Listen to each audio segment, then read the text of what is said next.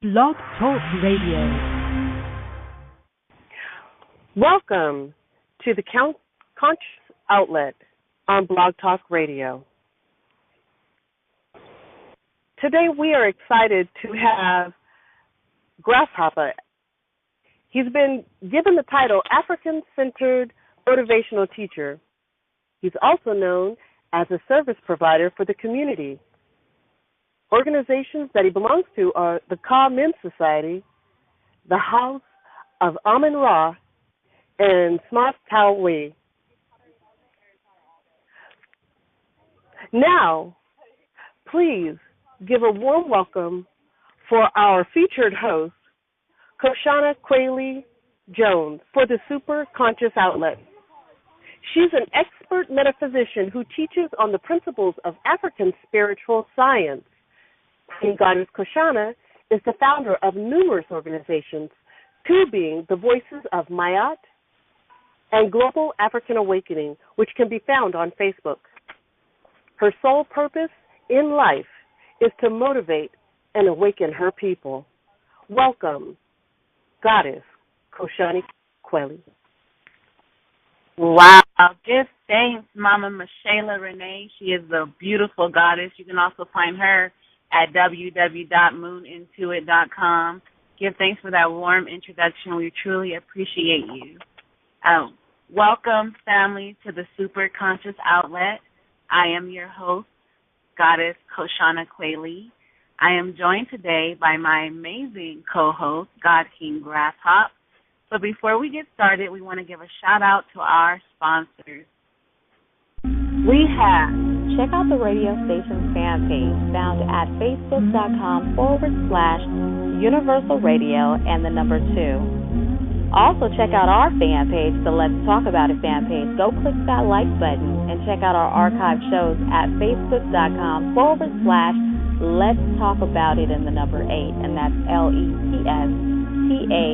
LETSTALKA, B as in boy, OUTIT, and the number 8.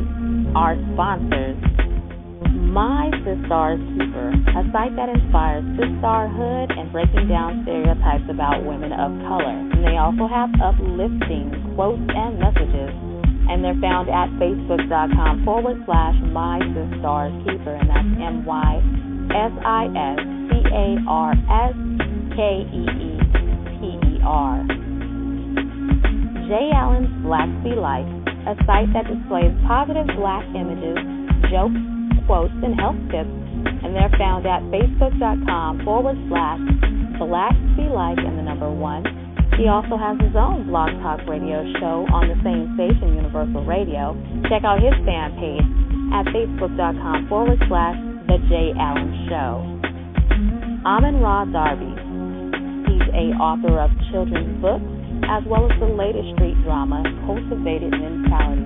So go ahead and purchase that now on hard copy or ebook, and it's found at www.amunradarby.com. Devon Allen's Reshape the People. He is a fitness guru as well as a meal planning coach, and you can check him out from the East Coast to the West Coast. He can help you out. Contact him at 310-438-0154 and email him at dthings1236@aol.com. Sister Girl, Liz Rebecca.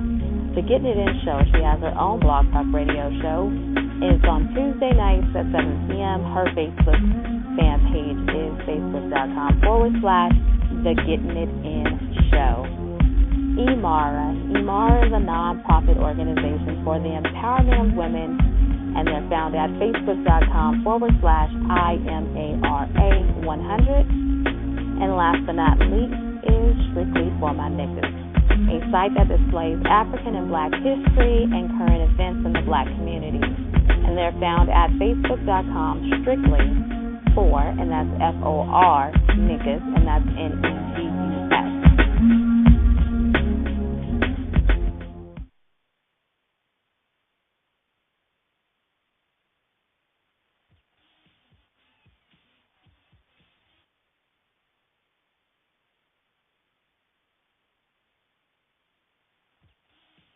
Peace, family, and thank you for tuning in to the Superconscious Outlet. I am your host.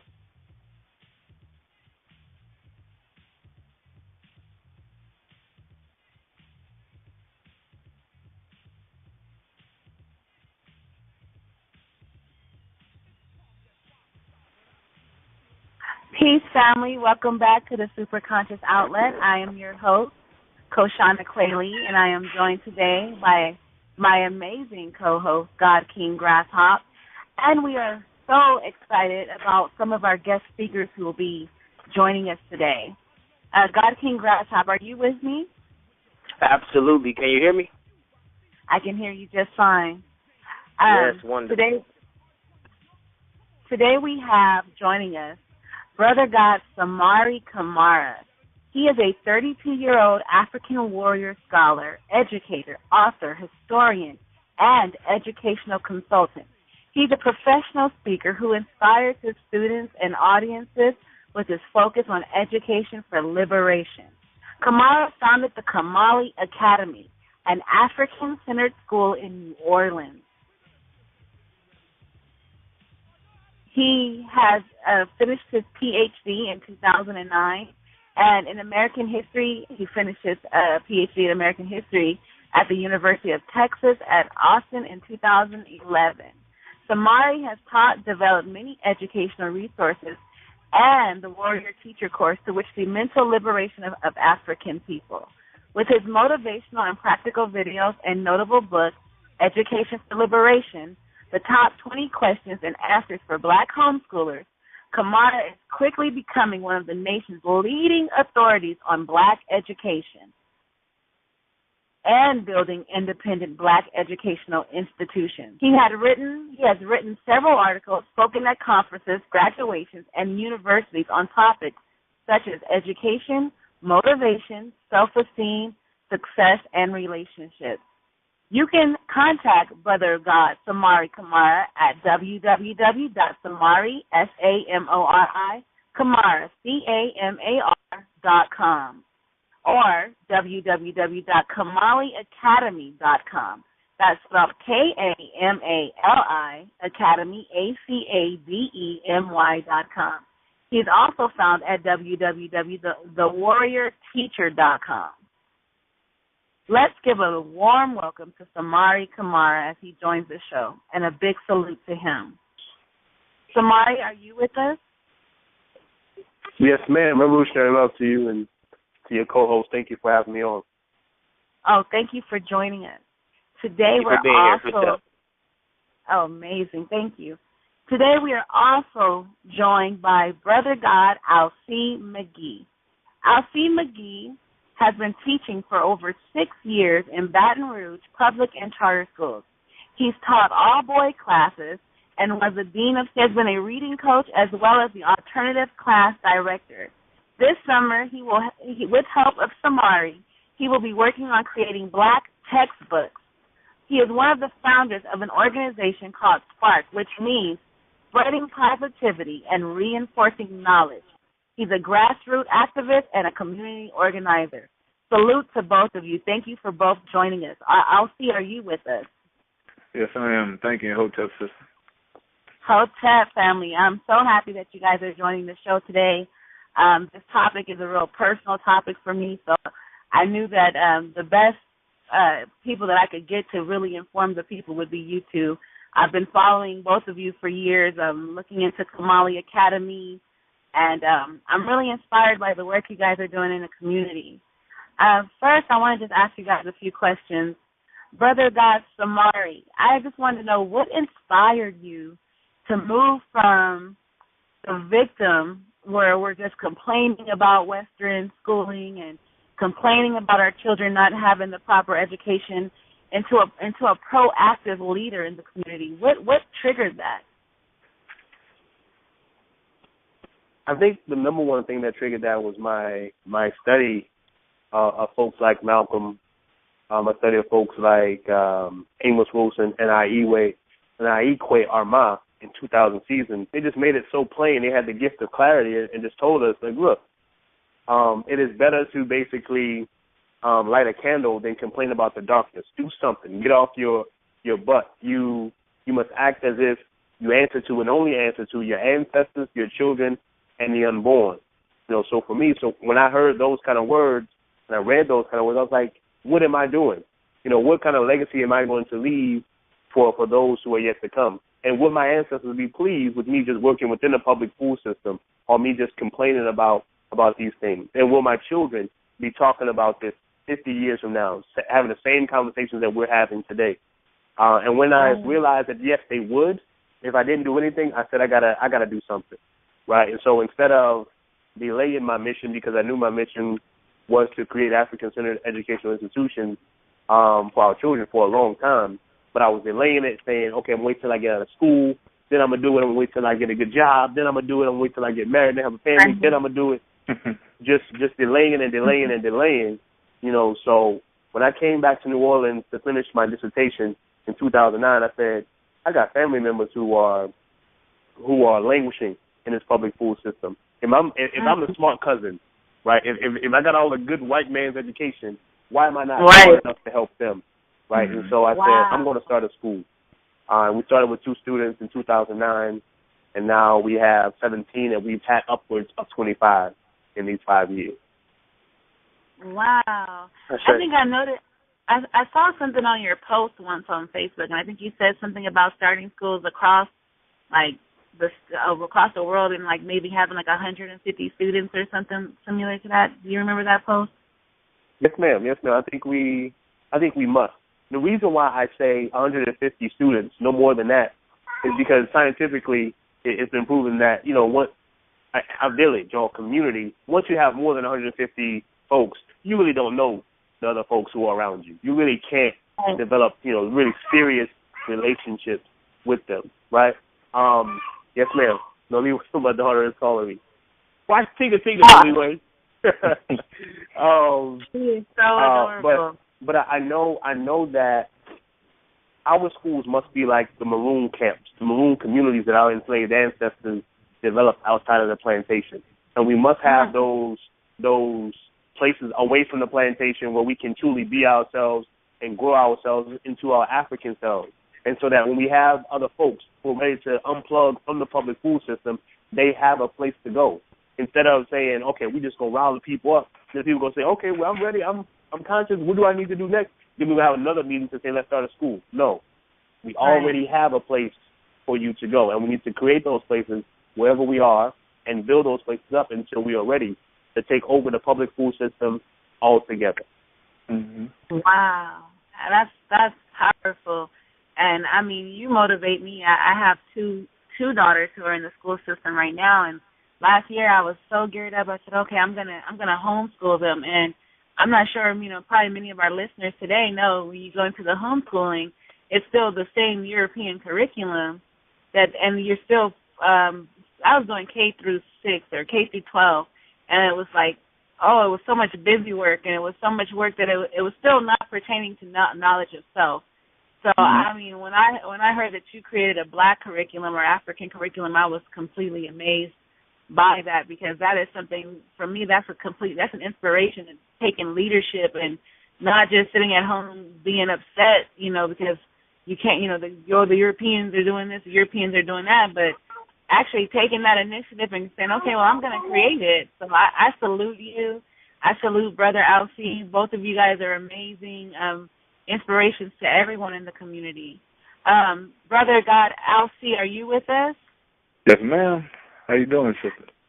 I'm doing wonderful. I want to ask you the same question that I asked Brother God Samari. At what point in your life, I know you've been teaching for almost 7 years now, and I remember when you first got into teaching, and I know that, because I also wanted to be a teacher also, so I know we're so excited, we can't wait to get to the students and teach them the truth. And so how is that going for you, and what inspired you to decide that you were going to get into teaching Black education? Well, I mean, I always wanted to help. I always wanted to help my people in the best way I knew how, and the best way I knew how was to teach. That's a gift that I thought I was given. It was something that I think Brother Dick Gregory said, that, you just got to do whatever you know how to do to help your people, I mean, I'm not a doctor, so I can't, be like Dr. Africa and teaching them about health, but I can teach them about education. So I use that, my gift in order to help my people as much as I can. I do believe that at one point or another we all need to have our own home schools and take them completely out of the public school system. But in the meantime, the majority of our children are in there, and they also need conscious people inside of there in order to give them something that they need, because otherwise they wouldn't get it, and the majority of us will be lost, So that's a task that I took up on myself to do.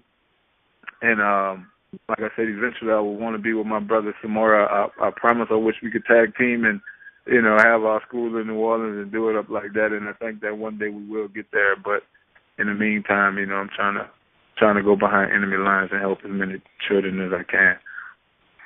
Wow, I know. Yeah, that's power. That's actually beautiful. I mean, that's deep to think about it like that. We do want to run away and automatically just separate ourselves, but we do have so many children who are going to be going to public schools, and their family's not going to know, the truth. And it only takes one person in your life to inspire that greatness out of you. I still remember certain people who came into my life, and I'm an adult now, who I still fall back on what they told me as a child. I know that you work with all boys. Do you still work with only boys? Well, I mean, some of the principals that I've had, they have been hesitant to do it, but the ones that allowed me to do it, it was a beautiful situation, because one thing is, in school, boys like girls, so they're going to do a little extra in front of the girls that they like, but when you remove that distraction, the level of camaraderie they get, and the fact that we get to focus on just the educational part, we get to, do a lot of bonding, that you can't really do with girls in the class, I get to handle them differently because the girl's not in there. So overall, it's a better experience, We have done things like had martial artists come out and show them stuff. We have done free haircuts, taught them how to tie ties, teach them African proverbs. There's all kind of different things that you can do when you're in a single gender classroom. I don't have a problem teaching young ladies. It's a beautiful thing, and it's a whole different experience. But when you get the males, it's just different, because the children I had in my class, I had 25 students to start off with. Out of the 25, if I'm not mistaken, I think 15 of them was on med. Like, seriously. Wow. And they were they were the children who was deemed, the bad children in the school. Most of them got expelled or suspended multiple times prior to coming in my class. And only one child got suspended that whole year, and he just went off the rock, and that's the only reason why he just got suspended. So, out of 25 students, if you have the majority of them that are so-called problem children, and you get them and they don't get in trouble, then, it shows that it's not always the students. It's that connection they have to their teacher, because a lot of times that's all it is. When they respect you and you see that you got love for them and you believe in them, then they'll act differently towards you. It's a respect factor that I see only certain teachers get that others don't get. Right. Yeah, that also leads me to another question. I've noticed that there's been this epidemic almost of young black males being considered ADHD and ADD and automatically thrown, I've seen them start at third grade giving them medication. Third grade? They start at pre-K. That's crazy. They start at pre-K. It's you got to understand that psychotropic drug company is $1 billion company, and when you have if you have a disorganized people that believes everything that the mainstream society says, plus you get an incentive, you get a $600 check a month, well, of course they're going to put their children on that, Right. Everybody doesn't get paid, don't get me wrong, but an overwhelming majority of the people who put their children on meds get a $600 check. So, it's an incentive to drug your children. And it's something that Brother Umar Johnson said, that those drugs are actually considered a Schedule II drug, like equivalent to speed, like street speed. And so it's like the parents or the fathers are getting put in jail for the same drugs that you're giving to their sons to sit down and pay attention. You know, so, and then you walk past the drug-free zone sign in the beginning of the school, and it's almost laughable. Like, how could you put this up there and over 50% of your children on meds, you know, on, like, crack, you know? They own, like, legal crack, and you're going to say drug-free zone. It's just crazy to me. And it's so much stuff in the schools. I mean, that's just one aspect. I mean, you got fingerprinting that nobody's talking about. Like, for them to get their meals, they have to put their fingerprints on this little pad. And I'm like, most people won't catch that, but I'm looking at it like this. Mostly everybody goes to public schools. I mean, you have a percentage that goes to Catholic schools that may escape that, but the majority of, especially poor black people, are going to go to public schools. And when you have this and you have their fingerprints on file, their fingerprints don't change. You know, because when you commit a crime or you do anything and your fingerprints is not in the system, then you pretty much a ghost to them. But if I could get everybody's fingerprints going through public school, then I'm going to catch them, you know, just like that. So, you know, it's just things like that you see happening in these schools, especially when they have a lot of black children that wouldn't happen in other areas because the parents don't know and they don't speak out against it, you know. Right. Ashay, this is Grasshopper. I want to chime in here. First of all, sure. I'm very impressed with both of the guests we have on the show today, how they are being proactive and really helping to enlighten the minds of our youth, which is a definite necessity, not just in this country with the black male or female, but throughout the world. My comment backed up with a question. When I was going in the public school system, I hated school, and I come to realize a lot of black males, what you touched upon, that at some point in their academic career, I'm going to say maybe 8th grade, 9th grade, you know, middle school and certain parts of high school, they start to lose interest in school. I don't know what's the case, maybe due to peer pressure. They start to lose a little interest in the academics.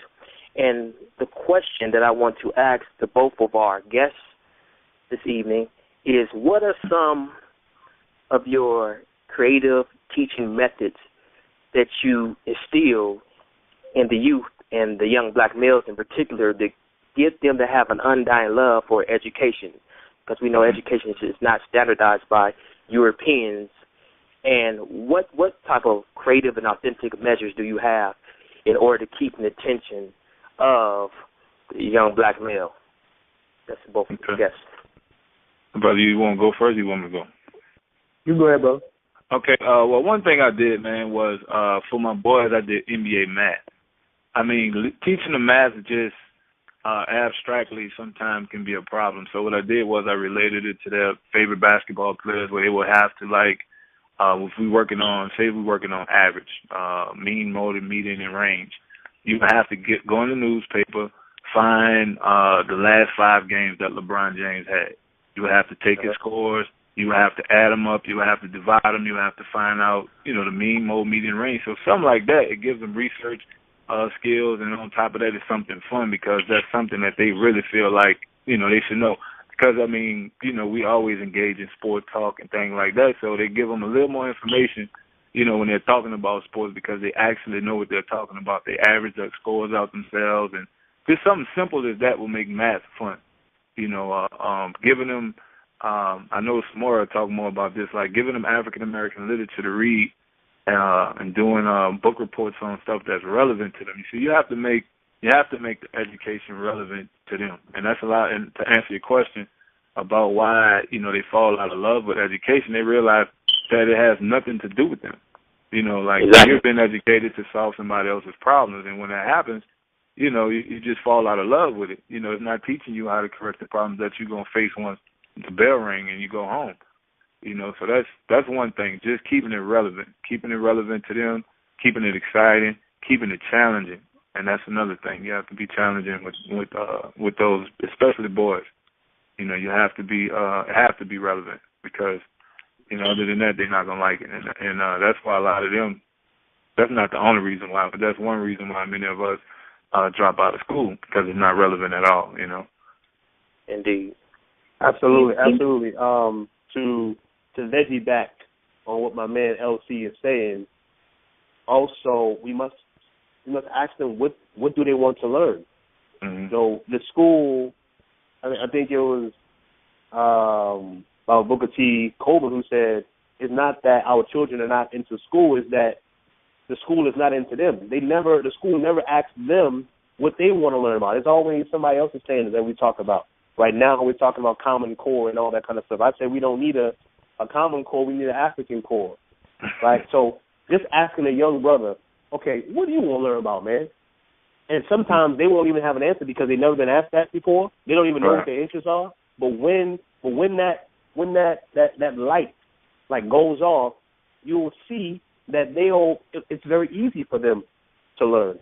African wisdom teaches us that if you want to know how fast a child can go, send them where they want to go. And not often enough, we don't send them where they want to go. We want to send them where we want them to go. We think they need to go, right? They go if it's relevant, they'll get what they need. I think one of the other things is that many of our young brothers about the third grade, right, when language begins to, the books stop having as many pictures and all that kind of stuff, they're not reading as well as they should be, right? And so if they're not reading as well as they should be, and everything is about reading coming on down the line, then they feel left out.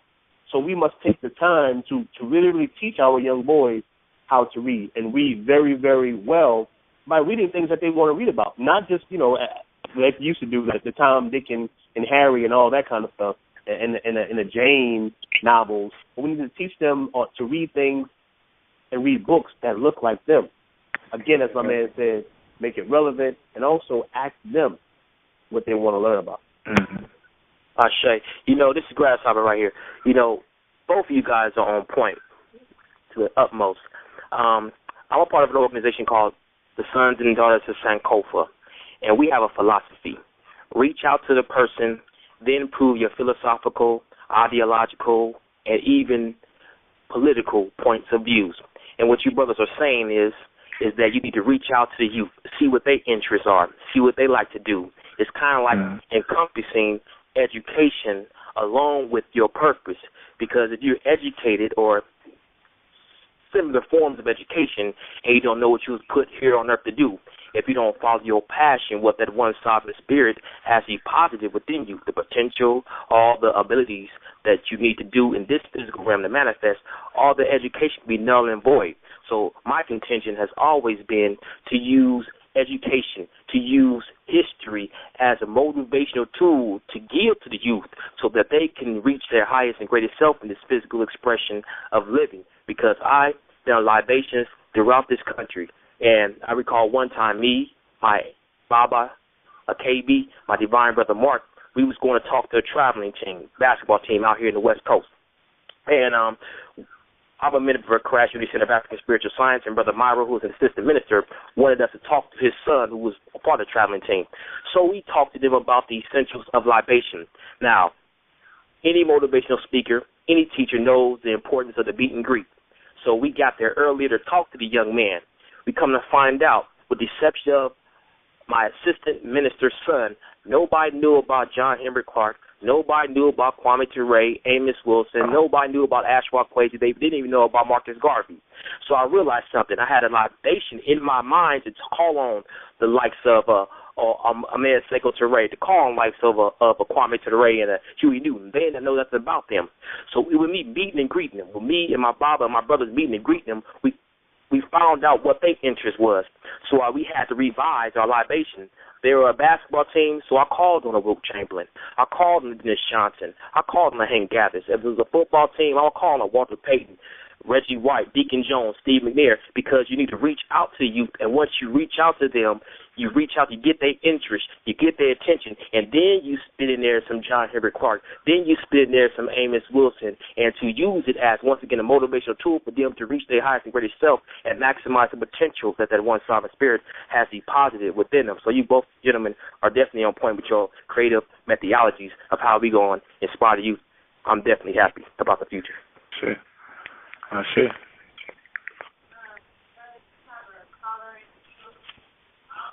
I say, brother, and that's another quote that we hear all the time, is that a person does not care how much you know until they know how much you care. How much you care. Absolutely. Mm-hmm. Wow, you guys are super on point tonight. We have a caller in queue right now. Caller 6636, you're on with the Super Conscious Outlet. Tranquility, this is Cassandra. Peace, Goddess. How are you? I'm doing pretty well today. Thank you. Thank you for calling in. Yes, I've been wanting to call in for a while. I just wanted to make sure that it was a subject that really hit close to home before I actually spoke. But I was raised in the South, and I live in Longview, Texas. And down here, as far as my education went, there was nothing. Black History Month, we learned a little bit about Martin Luther King. We learned a little bit, small little bits and pieces, little tidbits. George Washington Carver seemed to be the most important thing that was in the actual history books as far as Black history was concerned. And my children now, they ask me, Martin Luther King Day comes out, they say, we learned about Martin Luther King in school and this, that. And I'm like, there's so much that they're missing out on. I have very young children. My youngest, he's 3. I have a 5-year-old and I have an 8-year-old.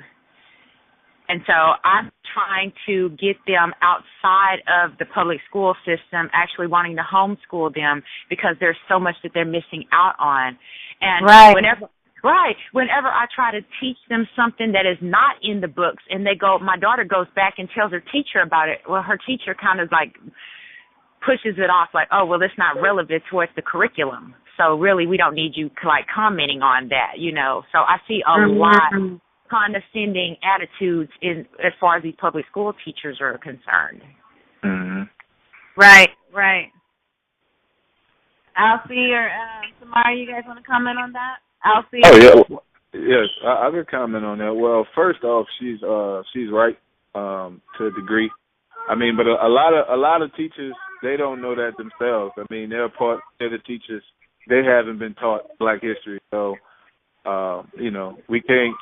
we can't expect. In many cases, I don't even want them to even attempt to teach it because they may teach it incorrectly. 93% of all teachers are white females. So if you don't have vested interest in what you're teaching, then it's not going to come out authentically. You're not going to do it with passion. You're going to just teach it because you have to teach it. So that's where schools like Samora come in place because, I mean, that's the basis of his school is to teach you about your African identity. We can't expect people that has historically miseducated us to teach us the truth about ourselves. So, I know there's a push we should teach Black history all the time, which is true to a degree. But I feel like in those instances, in those schools, if you don't have the right teacher teaching it, then it's going to come off the wrong way. So we got to be careful about that, too. Absolutely. I mean, you can teach what you know or what you learn, but you can only recreate what you are, right? Right. So these teachers, if they're not African, if they're not African-centered, they're not even in a position to take that kind of information and give it to our students in a way that they can catch it and they can get it. Because our students will get it from their tone, get it from their energy that, look, I'm just teaching this because they told me to teach this downtown. Right? And many of the teachers do that with the European curriculum. That's why our children don't learn it very much anyway.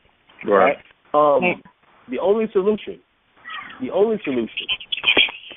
is to pull them out and do it yourself, or get with some other folks around you. I don't know if they have any other. I think you said Longview, Texas. There's some other folks around you who have a like mind, and do it together. You don't have to do it by yourself. Right.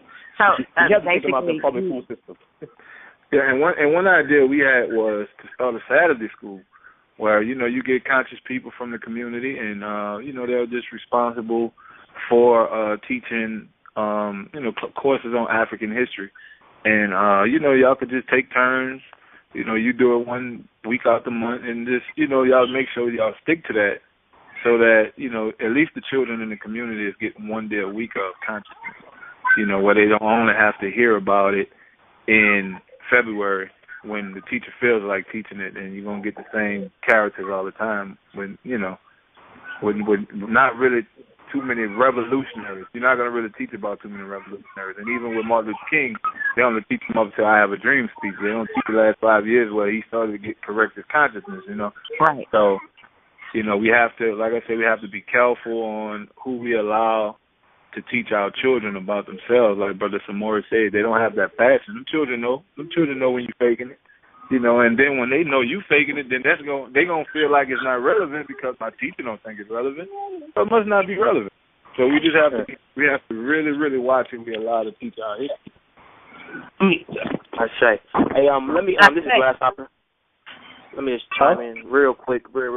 I'll just offer a suggestion, a book that might be a good read for the sister that's on call is, if she hasn't read it, The Miseducation of the Negro by the great Carter G. Woodson.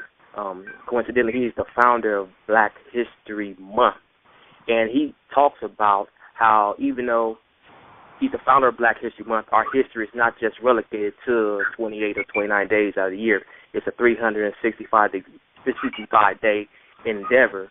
And you know, reading books of our authors, like the one the brothers was saying, like he studied under Amos Wilson, so many grandmaster teachers who are helping to elevate our minds and really not reprogram, but to really uplift and liberate the minds of so many Africans in America and throughout the diaspora that has been programmed under so-called white supremacy educational system. So for me, Carter G. Woodson, Miseducation of the Negro was a great start for me. You know, I read the book. He went deep. He talked about leadership. He talked about education. And he's the founder of Black History Month. And he even talks about how Black history is not just relegated to 1 month. It is all year round. It's every day, every second, every microsecond is going on right now. So that's one thing that I instill in my children, that our history is before Alpha and after Omega. It is continual. It is now. Oh, wow, family. You guys are really going deep, and you guys are sharing a lot of information. We have one more caller. Thank you, sis, for calling in. Yes. We do have one more caller in queue. I really appreciate you, sis. Let's see. We have a caller in queue. Caller with the last four numbers, 4214. Are you with us? Good evening, family. How are you? Black Wonderful. How are you? I'm good, sister. How you doing, Kashana? This is Brother Roderick Gerald. How are you? Hi, Brother God Roderick Gerald. How are you, brother? I am excellent. This first of all, I want to commend you for doing an excellent show with an excellent topic. You. I've been listening to all of the speakers, and here's something that I want to add, and I want people to take the time to think about this. Think about how much time, no matter what school you put your children in, how much time are they at school and how much time are they at home? They're going to be at home more than any school they attend. So, therefore, one of the best places for children to learn is in the home. This is not only the starting point, this should be the focus point. Now, I'm totally in 100% agreement with the brothers' ideal for schooling, but we as adults must also continue our learning. We must know that our obtaining of knowledge is infinite. There is no ending point, okay? There is so much we need to know. When we are taught about black history, we are taught about a few prominent blacks, such as the Martin Luther Kings, the Rosa Parks, and, you know, the Frederick Douglasses, and the different people like that. But we seem to forget the people that clean the houses and shine the shoes to make the progress, to give us the ability to do what we do now. And that's to be in a somewhat state of freedom. But until we can truly just gather our minds together, collectively, put aside the tearing down of each other, belittling each other because we don't believe with this ideology and that ideology. And one of the best ways that I see children learn from what they see. Children learn from example more so than they do anything else. So if we as adults can really get ourselves together, come together collectively, and really have a deep concern for each other and have these examples, so when our children go out into society and they start to interact, they have true social skills. And I just wanted to call in and add that. And if I could just read one little statement and by the brother Naeem Akbar, I wanted to read this. And it's just a real brief statement on how we've come to where we are right now. And this little segment is called Our Ignorance, Their Bliss. One of the primary forms of remaining in favor was the slave master by the slave was to provide entertainment for the master in his household. It is easy to observe that man exalts his superiority over lower animals by teaching them to do tricks, to be entertained by those tricks. Great favors of leniency and special rewards were given by clowning. And the reason why I mention that up is that we have to be more aware of what we listen to, what our children listen to, what we watch, what we do, how we interact with each other, because our children come here as observers and explorers. You know what I mean? I heard one caller mention how, if I think it was Brother Grasshoff mentioned, if we start to nurture our children and let them be, who they are, be explorers. I mean, we are just naturally scientists. We are just naturally mathematicians. These are things that are inherent to us. So when we can start teaching the true history of who we are, the true greatness of who we are, I think we will start to make great strides forward. And this is something that has to take place 7 days a week as a leader, as a teacher, as anybody that's trying to improve the black community. You get no days off. And I just wanted to add my 2 cents. Thank you so much for allowing me to do that. Thank you for taking my call. Indeed. I appreciate you. Continue doing what you're doing, and just Hotep, peace and bless up always. Sister Goddess, thank you. Peace, what's up, my brother? Black Power, what's other up, callers. You know what I'm saying? Black Power. And Black Power back. Y'all caps. Yes, indeed. Yes, indeed. Thank you, and you are truly appreciated too, Brother Godrod. Thank you so much. I appreciate that. And I will be seeing you all on July 5th. Please, everybody that's on this call, if you're in Southern California, if you're not in Southern California, you need help with a ticket, call me. I can help you. I will assist. If I need to go to my bank account and get you money to come to this event, come out, represent for the children. And let's be the example for them to follow. Peace and Black Power, people. Peace. Black Power. Did you brothers y'all want to piggyback on what they said? Well, I agree with the brother that, it should start at home. We always have to keep in mind that our people are under siege, man. Like, we have been many of us have been destroyed. And to be honest, we have children, but we are not equipped with the skills to teach our children what they need to know to be out here to survive. So, the beautiful thing about a village is you always have somebody there to kind of help pick up the slack. And that's what Brother Samori is doing. That's what I'm doing. That's what many teachers throughout this country are doing. I can't tell you how many times we have bought deodorant, just all kinds of toiletries and things to give the children, take home clothes, wash them, feed them, give them places to stay sometimes. So, the reality is, in the ideal situation, man, that would be perfect. It would make everybody's job a lot easier if the parents were doing what they were supposed to do. But the reality is, we live under a system that breaks a lot of people. Everyone is not strong enough to be able to, strive through the situation. God the Creator has given many of us strength enough to deal with it, and not only deal with it, to help others deal with it. And, I'm blessed to be one of those people, but I see how many people, fall victim to it.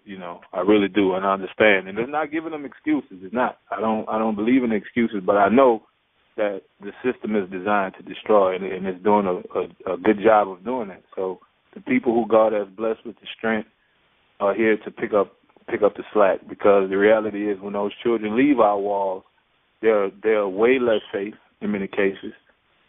A lot of the stuff you taught them is reversed. We have children that sit outside 4 or 5 hours waiting on their parents to come home. There's all kinds of stuff that can happen in that time frame. And when they're inside, they're listening to the wrong stuff, watching the wrong stuff, eating the wrong stuff. So they're more safe with us than they are with their parents, So we got to just keep it real. I've always taught in the hood, and I see this every day. So it's not something I heard; it's something I see. You know, so, you know, like I said, I agree with the brother, but that's a very ideal situation. Right. Indeed. Brother Samari, we're going to get to you. We got a caller on the line. Caller with the last 4 digits, 6170. Are you with us? Super Conscious Outlet. Peace. How y'all doing today? Magnificent, brother. How about yourself? Uncle Johnson to everyone. My name is Raymond, aka Ra Amin. I'm from Southwest Georgia, and I'm liking this. I really do. I'm in the area right now where the libraries, not enough resources. I'm in the area where the schools, not enough resources. The children are not getting taught properly. A lot of the children are they're pushing a lot of children into the remedial classes, if that's what you want to call it. They're pushing them into the remedial classes. I have a stepdaughter. They tried to push her into the remedial class in Calhoun County. We moved into Randolph County. That's not even that far. I can go right home about 5-6 miles to Leary, and that's Calhoun County. They tried to put her in remedial classes in Calhoun County. We moved to Randolph County. She's making straight A's. Now, there's nothing wrong with that, but as far as the teaching and the learning about yourself and where you come from, that's not going to get taught down here. We're starting the community. We're starting the community down here because we're separated from everyone. I stay in Southwest Georgia. If you look up Southwest Georgia and you go back to Dr. Martin Luther King, guess what? When Dr. Martin Luther King came down here, a lot of people did not support Dr. Martin Luther King. Why? Because they were threatened by the oppressor that's in hand right now. They are the ones that told these people, if you go support him, you would not have a job. If you go do this, you would not have this. We would, you know what I'm saying? They was threatening these people. My grandma was one of the ones that they threatened. My father was one of the ones that they threatened. You understand what I'm saying? We have to do the job ourselves. We can't look for help. We are the help. And I understand what you all are saying, and I'm really digging it. Me and my woman are sitting right here listening to it. Our kids in there, they're looking at TV, they're creating things. They're always into the African Creation Energy books. They're trying to do science. One of them wants to do music, and she's very conscious with her music. And I'm liking this right here. I really do. Y'all got to understand this. We don't hear this much talk down here because we're scattered out so far out around here. I have a cousin, and I have a cousin in Leary. Like I said, he's 5 miles away from me, and he's probably the only one in that city talking what we're talking right now. I go to Albany, which is probably how many miles, baby? 22 miles from here, and there's probably about 5 or 6 people scattered throughout that city that's on this knowledge that we're talking about, and that want to come up out of this.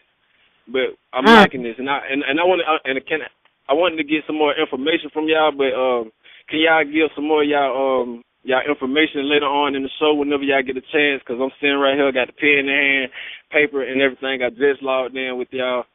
But I would like to, you know what I'm saying, get some of y'all information so I can hook up with y'all. Because down here, me and my woman, we're trying to buy land. We're trying to teach the kids how to farm. We want to do all this because we stay in the middle of a farm. You understand? And it's hard. It's really hard to say, well, let's go hook up with these people over here. Let's go hook up with these people over here because it's the situation in the area and the predicament that we're in. We just had a situation yesterday when my woman went to the store and she asked the guy for an application. The guy told her, "We don't hire people. We don't employ people of your kind." Wow. You understand? Wow. So, this is serious now. This is so serious. I have it on video. I would post the video, but I went blank yesterday, and I did curse that Indian. I gave him the business. If I post the video up, y'all would be like, "Oh my God, this does not sound like the guy that was on the phone with us." Seriously, I gave him the business. The police came up there. He didn't even have much to say. I excused him from the scene. Like, dude, you up here trying to check me? You need to check the guy in there. I told Officer Lopez, bro, I got you on camera, bro. You will be in court, guy. You will be in court also. Like, wow. and it's serious down here. And I'm, like I said, I love listening to people who are on this stuff right here, and they will not back down. We cannot back down neither, because they're not backing down. Mm-hmm. They're not going to teach us in this area right here. Y'all look it up. I promise y'all. Southwest Georgia, Albany, Georgia, and do the history on Calhoun, and y'all do the Albany is Darty, but around here in Calhoun and Randolph and stuff, we're not getting taught down here. We're separated from everyone down here. They have high schoolers and middle schoolers going to the same school with each other. Middle school sleeping with the high schoolers. You understand? Oh wow! So it's really twisted down here. So when I bring my facts and I bring my community and y'all see what's actually going on in this area, I will.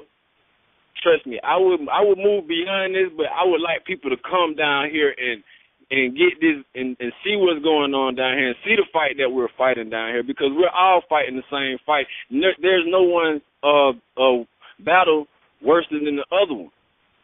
You know what I'm saying? We all have to fight together. You understand? Right. Even in Chicago, right now in Chicago, man, they got kids out there doing it right now. They are out there on the streets getting it.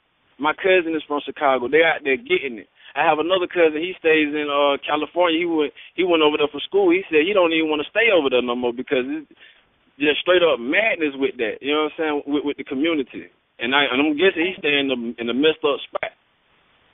So you're right. The community is in a very dire place right now, and we definitely need some action immediately. And that's why I'm so happy to meet people who are becoming aware and conscious and who are taking responsibility to, teach our kids. Like the brother God called in and said, we do got to start at home. We can no longer depend on the slave masters and their Western system to teach our children, because they're educating them to be the slaves of the future. So we need to really be aware. But thank you, brother God. Thank you so much for calling in. We have another caller in the queue. I appreciate your energy and your time. Thank you all. Uncle Jocelyn, and peace. Peace. And we will mention their link where you can find them at again before the show is over. So keep your pen with you. Caller 0461, are you on the air? Yes, I'm here. Peace, hello? Goddess. How are you? Peace. This is Success Goddess calling in. Peace, Cousin Success. Hi, Alcee. How are you? What's going on? Good. I haven't heard from you in a while, but I'm loving this conversation and this topic, because education is really one of my passions. I have been substituting at a private school in Santa Monica, and my children are in school there. I've homeschooled them before. I've even taken the measures, because I know what they'll say about, the young African-American boys in school, but I do teach my kids at home, and I go that extra mile. I've always read and encouraged them, but I know some parents may be working all day, but you got to really make that time, because no one else will. It is your seed that you're putting out there, that you're planting, and you have to take that charge, to be that person. And a lot of kids who don't have parents to do that, it's great that they have role models like you, or someone around that notices that and take the time to teach them something, because that could make just the difference in their life. I had one teacher that really taught me math differently, and I started to love math. So it can literally be one person to make that difference. I totally agree, Brother Simone.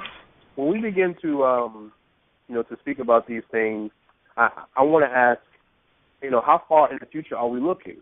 Are we only caring about today? Are we caring about the generations to come and setting the foundation, for them? Because absolutely not. We would not be able to house all of our children in our schools at this moment. But we must be building that foundation and building the schools that will be able to house them in the future. And we won't do that if we continue, in many ways, to hear me out, in many ways to find excuses to stay on the plantation. I mean, we use the rhetoric of slave master, right? But then we still send our children right back to the slave master. Imagine if many of us heard of our ancestors talking the way we talk right now about the plantation. Well, I know they're working in the field all day, and I know the white man is beating them, but when they get back to the cabin at night,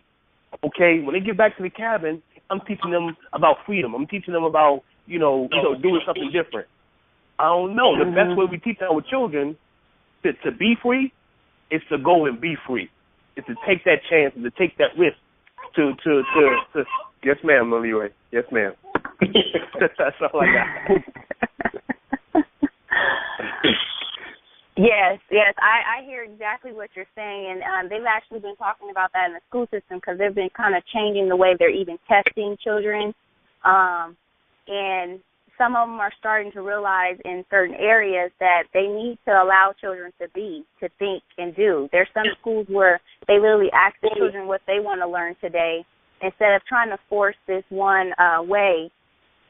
You have to know how to do this, you have to know how to do this. Learn what their natural talents and abilities are and learn how to implement these other things because they may grow up to be an artist, they may grow up to be, some other type of scientist, but just because of a test, they're being deemed as, not smart or the IQ is not working out when you just don't really understand how to reach that child. Everyone learns differently. But I was talking to this one teacher, and she was trying to explain to people about what they name their children because you don't want them to go to school and they can't pronounce their names and then they won't get hired at a job because of their name. Now. And I said, well, my son's name is Amazing King. My other son's name is Awesome God. And I'm not raising them to go apply for a job. I'm raising them to own their own business, to know that there's more. And I think the whole generation has been raised. You go to school, you get your degree, and then you go get a job, rather than you go create a platform or, inspire others to do even more. Ashe. Right. We're almost about to go on break, and thank you so much, Goddess, for calling in. Before we go on break, though, I do have one question, and because I want you guys to give out your information. We're going to let Goddess Queen Akua Goosey come on after break. But I have a question for you guys, or I have a question for you, Alcee.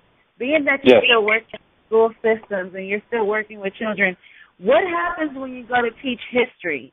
You know what I mean? Like how do you get our information in there for the kids when it's time to teach them about history? Well, I mean, I make it plain to them. I tell them, this is what you need to learn for the test, but this is the truth. I tell them this straight up like that. This is what you have to learn here, and I tell them straight up, this is a lie.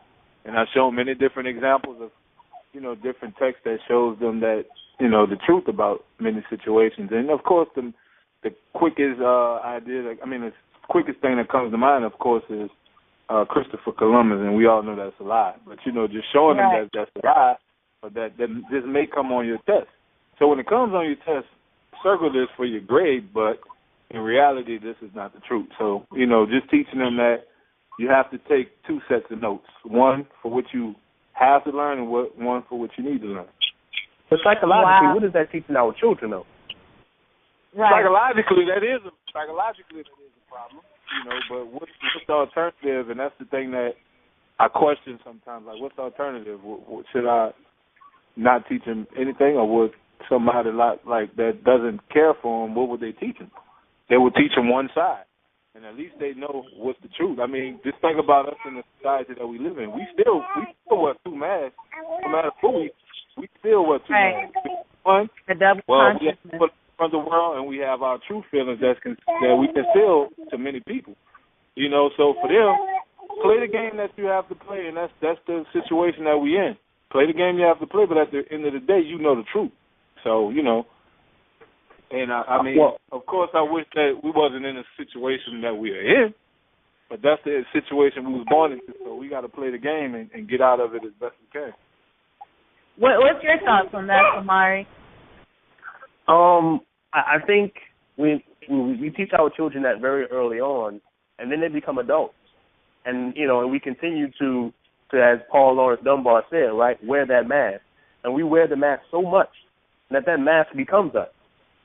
Right? And we forget the truth. And then if we don't forget it, we don't, as we get older, we don't have the courage to really follow that truth when it's opportune to do so. We still make the excuses. Well, I know I should be doing this, but we live in this system, so I got a code switch. I got to do this. I got to do that. At some point, we got to make it plain to our children and show them by our actions that the truth is the only thing that matters. We cannot continue to I don't know. We gotta do something better. We gotta do it better because we're going to continue to create the same kind of minds that we have right now in the vast majority of the adults. Even the so-called it's the conscious people got it together, the super conscious folks. If we just built our own businesses and built our own schools and built our own communities, we wouldn't be in this situation. But even the super conscious folks say, I don't know, man. But we're in a situation. Yeah, we're on a plantation, but there's got to be a better place than this plantation instead of getting here. I agree. Right. But let me ask you this: you have a bunch of 8th graders that's up to take the league test. Yeah. You teach them straight African history, the truth about the story without saying this is what you're going to say on the test. What do you think is going to happen to those 8th graders?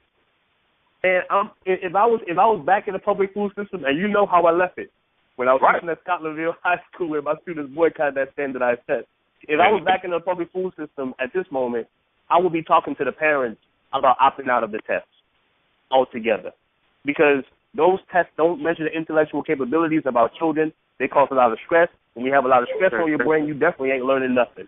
So that's what I would be doing. But I'm not there, so I don't have to. But if I was there, I'll be learning more about how to opt out, which many Europeans are doing all across the country at this moment. Right, and there's laws, for that, saying that you can opt out of these standardized tests, and you don't need to take them. And you can take something different, or be tested in a different way, not just paper and pen, because we have multiple intelligences, particularly African children. I agree. I agree. And this, and just for the audience to know, this is my brother. We have these debates. Yeah, absolutely. Face all the time, so it is nothing. It is nothing that I don't hear. My only thing is this, man. Like, we don't have a plan in order to say by this day we're going to have this many schools in this many states and we could pull our children out. And until that happens, we have to have people inside of those schools because you're going to lose generations. And with all respect to the schools around, we're talking about 20 to 25 students that we're saving. I had 800 students in my school last year, 100 of which I may have influenced. Myself, just my presence being there. So, and it's all respect to all homeschools because I really feel like that's the way, and I totally agree with y'all, and I support them 100%. But if you have 25 students here and 800 students here, we need somebody with that 800. You see what I'm saying? True. I agree. We have to have them. And the reality is, man, they're going to be tested every year until we can do something to organize. We have to be organized before we say those things. Those things that you say, I believe they need to happen, without a doubt. But until we get a strategic plan down, it's not going to work. We have to be on one accord. We have to have a plan and sit down and think this through so we can organize the parents so that they can understand only thing you need to do is this and the plan is going to work. And until we do that, we could keep saying as much as we want. We have to sit down and be able to do that so we can have those conversations. So the plan, right? Yeah. Many of our people don't believe that something can be done until it's what? It's done. You think Harriet Tubman could have just came back and said, look, I got a plan to get us free? No, she got herself free and then came back and got them. She had to show them, like, look, I got this. I did this already. So I think one of the main things that we have to have, yes, we should have some people behind. What was our famous saying, though, Samari? And I hate to cut you off. Hold on. Okay. We have to have people behind enemy lines, absolutely. But we also have to have our super conscious brothers and sisters who are behind those enemy lines saying, you know what? Some of us also whose purpose is teaching, we got to step outside and go build something as well. I agree. Some of us got to do that. Everybody can't be in there like, we need something in here. You know what I'm saying? No, we need some of y'all off the plantation as well, unplugged. so that when the children, like you have 800 children, let's say, and you say you touch 100 of them, and you really teach at least if you're teaching the truth really to those 100, 15 of them at the end of the year say, Baba Elsie, I know that these schools ain't doing what it needs to do for us. My mom was saying, is there an alternative? Right. Okay, so we need some schools. You need some schools in Baton Rouge to, to house that 15 that's coming out. Who says we are ready to unplug? But if we never leave that system, what do we tell them? All right, well, next year you got to go to high school. I'm not going to have you anymore, and I hope that somebody else is going to water the seed that I planted. I agree. But look at this. Look at it from this perspective, brother. And on Facebook I started the Support Black Business Challenge. Yeah. You have a brother like Brother Umar Johnson that's trying to raise some money from the conscious community to buy a school. Not saying that it's not going to happen. I'm pretty sure it will happen eventually. But that's something that our people should jump on. Like, this is something that's going to help us. You have to realize the mindset of our people have to be changed in a way where they're going to support something like that. It should be black-owned schools all around America. Because black people in the right mind would say, you know what, our children need that. Let's pull our children out of school. Let me support this business. Let me give this 10% that I probably would give church or somewhere else. Let me give it to you to make sure your school run properly. And that doesn't happen. So you have people that take that leap of faith and land straight on their face because they're trying to help some people that don't understand that I'm trying to help you. So you understand that people have families too. So things like that, they have to walk carefully. You just can't jump up and say, okay, this is going to work, and it doesn't always happen like that. So to get to your point with Harriet Tubman, she said I would free more slaves if they knew they were slaves. Our people have to realize that they are slaves before they can be freed. So you have to have people that's in a position to say, you know what, you are slaves. You are slaves. Think about this, brother, and I know I talk to you all the time. Think about that one teacher that came to change your consciousness in high school. It shouldn't be by luck, though. It shouldn't be by luck. I agree. But what if that guy would have came to your school? Do you think Dr. Samori Kamara would be who he is if that person would have came into that public school and touched Absolutely not. Absolutely not. So that wow. person that touched you, it has to be people like that in these schools to touch somebody to create another Dr. Samori Kamara. You know what I mean? If that person he was there only 2 days, right? And when he left, there was nothing else. I was in 9th grade. Nothing else. But he cut that switch on. He cut that switch on for you, though. That's my point. He planted the seed, but guess what? If you would have said, brother, after he planted that seed, man, we gotta look. When you leave here, tell your mama about this school. I got you. Like what I'm saying. I would have been at that school the next day. I agree. And I remember nothing about high school except for that experience and reading African proverbs and playing basketball. You know what I'm saying? But it happened. It shouldn't have to be that way. It shouldn't have to be that way. Is what I'm saying, though. It happened. You know what I mean? It happened. And that brother, it's not been to that brother. You brothers we gotta go to Mama Cool. Huh? You brothers are making. Let me chime in. I love this brother to death. Like my blood brother. I love him to death. And like I said, this has been going on for about 5 years. I can tell. My man. I can tell. Let me chime in real quick. You guys have actually another caller who wants to ask you a question, but you brothers are making some amazing points, and you are actually pointing out the actual dilemma we are dealing with as a people. This is the dilemma. How do we do this? We have so many kids in the public school system already. A lot of us are working. A lot of us don't know how to teach our children. We haven't been properly educated ourselves. We're dealing with a lot of dilemma, and the situation is becoming more dire. The school systems can basically teach your kid anything. My kids come home with stuff that I'm like, who told you that? And so, like you said, Brother Samari, we got to take responsibility and start these homeschools and get off the system. But like you said, Brother Alcee, there's kids that are still left in there. What do we do about them? The conscious community just goes and secludes themselves and just, teaches our, make a decision to teach just our children. What about those children who their parents may not be aware, but the only opportunity they may have to find the truth is because of your presence? So you guys are both making some amazing points, but let's take this next caller. Caller with the last 4 digits, 1450. Are you with us? Hey, what's up? Keith, how are you? I'm great. This is Jay Allen. How you guys doing? Wonderful. Peace, Jay Allen. Magnificent, bro. That's right. Great show. I just had a quick question for. I heard the brother was saying how he was teaching the young kids about Christopher Columbus, the truth about that. I wanted to ask, what are some of the biggest misconceptions that you see that some of our kids in school have about some of the things that they've been taught? Repeat that for me, brother. I'm sorry. That question. I wanted to know what are some of the biggest misconceptions that some of our kids in school have about the things they've been taught. If you could just name a few.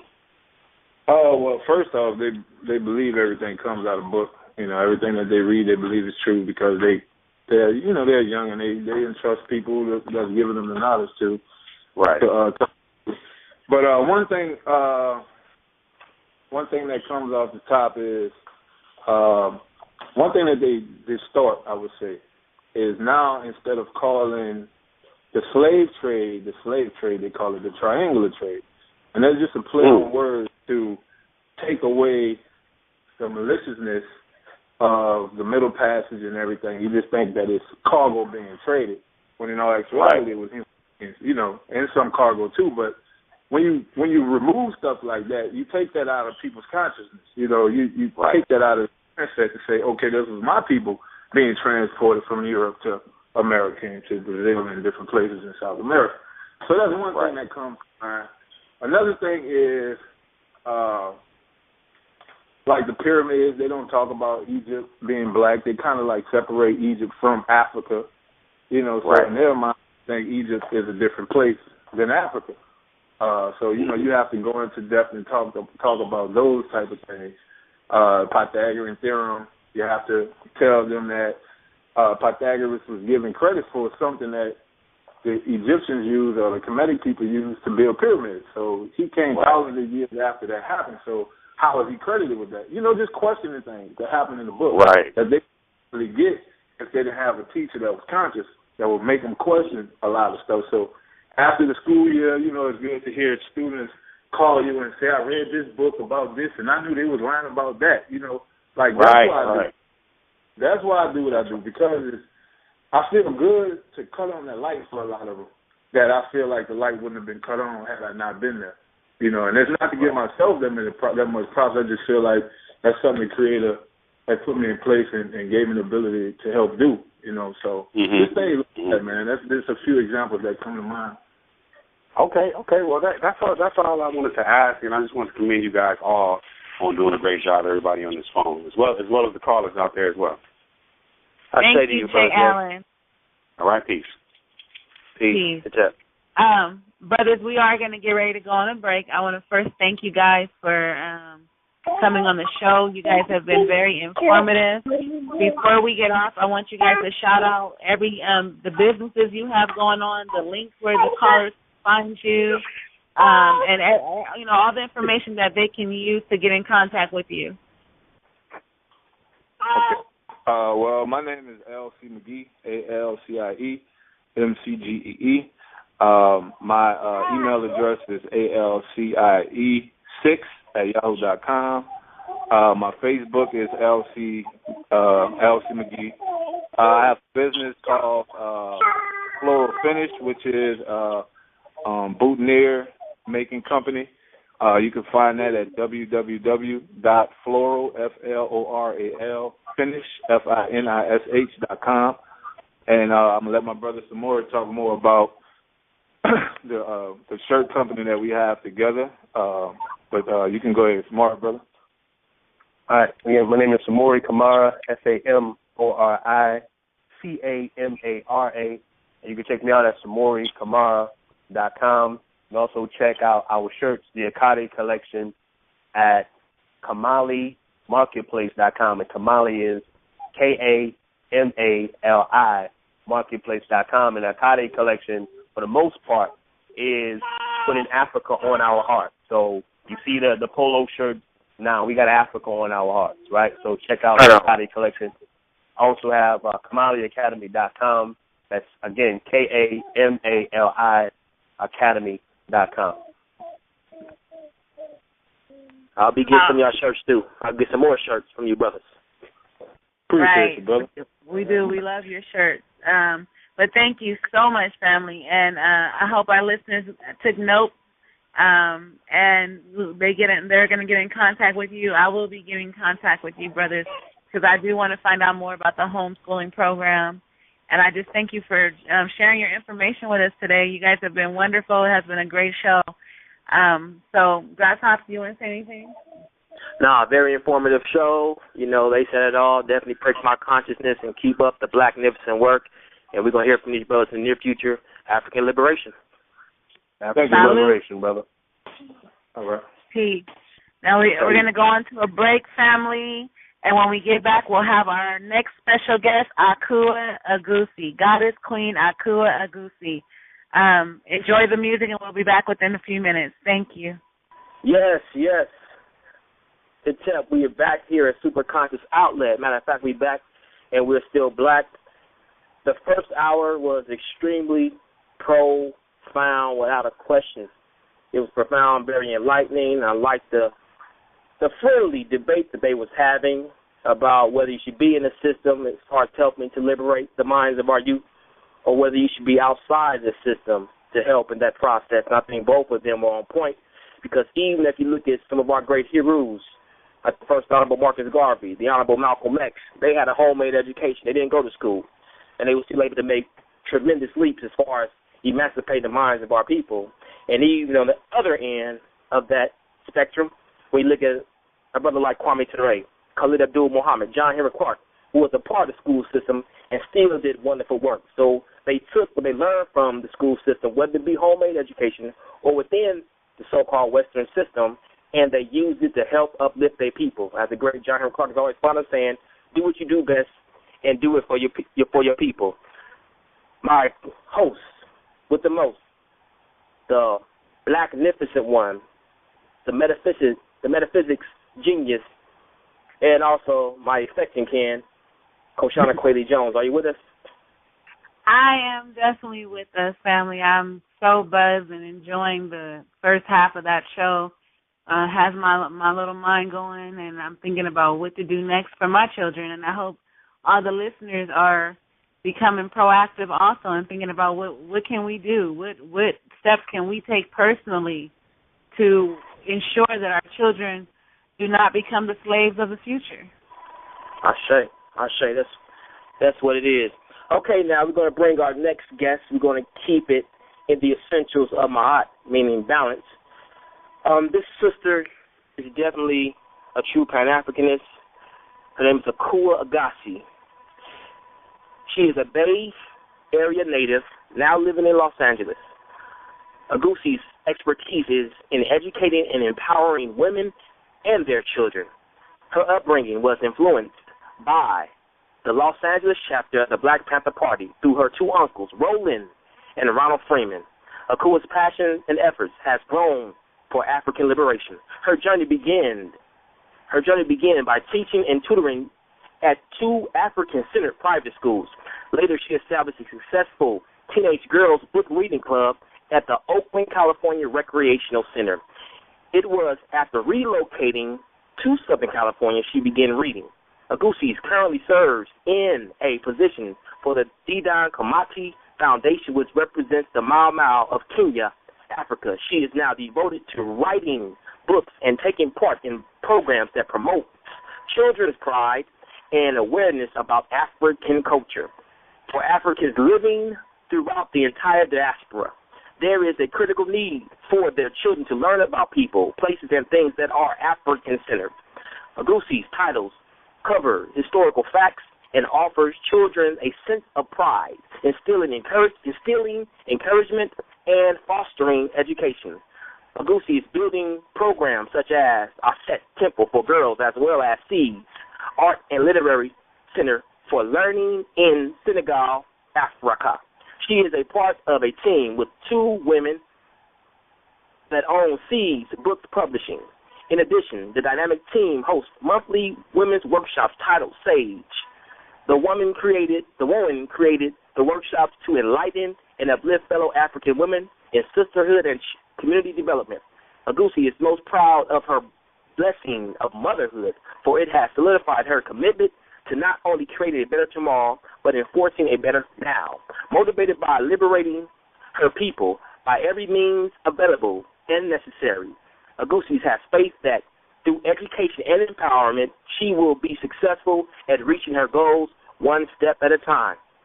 This sister is doing a lot of work in the community. I bring to you the one and only Akua Agassi. Are you with us? Peace, I'm here. Peace. How are you doing, Queen? I'm good. How are you all? Wonderful. Thank you for joining us. Absolutely. Well, we might as well stick with the theme. The opening question is, I read your bio. It's very impressive and it's also very active. But I also want to ask, what was the spark that inspired you to not just help to liberate the minds of our people, our women, but also what was the spark that helped you to emancipate the minds of our youth? If you can talk about that. Sure. I would say being a big sister is what sparked it. Just having a lot of responsibility with my siblings and seeing the effects of the system of white supremacy on them. My stepfather and I, I don't know, when Malcolm X came out, we were just on one ever since. So, we started watching documentaries and studying here and there. And so that's what gave me the ability to realize there was a problem within my siblings and what they were learning at school and what I was learning at school. So I just kind of started playing school with them, how you can play dolls or whatnot. We started playing school, and that's where the spark initiated. After that, I started studying with a group of people, and we had our own private school. And when I saw the effects and the pride and the brilliance that were coming out of these children, I just knew that was my place. Indeed. And that is awesome, because I've been knowing you for a few years, and you have definitely been an example of what a true Pan-African is. And I am being introduced to fatherhood that not only am I going to be a revolutionary from outside, I'm going to start being a revolutionary from the inside of the house. And, I truly feel the necessity to really instill in the immediate family, who you see every day, the affection kin, the true essentials of Ma'at, the true essentials of upholding African-centeredness with audacious integrity and impeccable character. And I see you're definitely following in the lines of the good fight for the liberation and salvation of our people. So we definitely are happy to have you, and we're definitely honored to be in your presence. And yours. Thank you. And congratulations. I'm so excited for you all. I can't wait to meet the baby. Thank you very much. Yes, indeed. Thank you so much. Sure. We are loving her, and this is one of the main reasons. I have two older daughters, and I have the baby now. And my daughters have your book. My daughter has the Marcus Garvey book. Yes. Oh, good.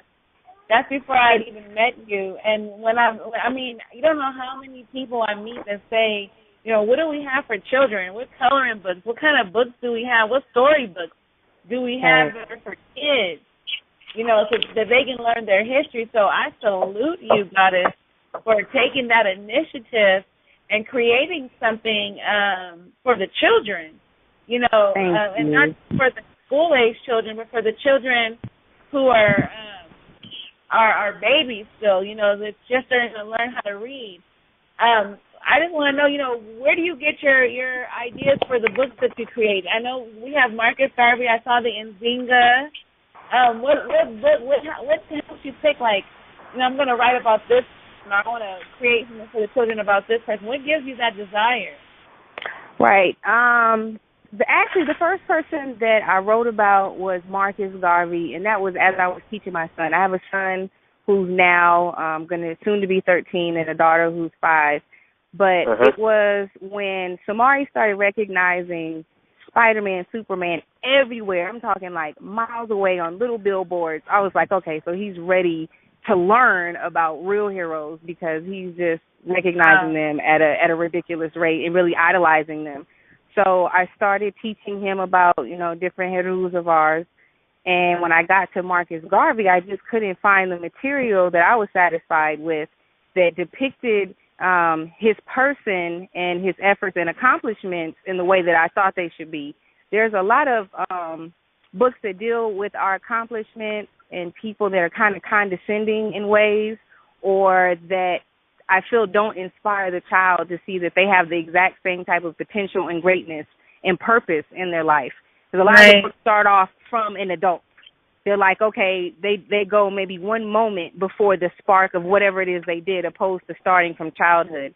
So I hope to find a unison between, the child who is reading or listening to the story in themselves. Like, okay, we don't all start off, most of us don't start off in the best of conditions that, are ideal for a child to grow up in. So to see that you can't use that as a crutch or excuse to not be great, because that's a part of your greatness, is overcoming those things and having that testimony and being able to speak, from experience, what needs to happen and why your purpose and your uniqueness is so crucial. So when I Googled Marcus Garvey's name, like a children's book, and an image of him in handcuffs came up from the page. I'm like, that's the sample that comes up for your book? Right. Okay. Furthermore, why is that page even in there? I think that one of the reasons why this system is so successful in programming our children and ourselves is because they leave out little parts that,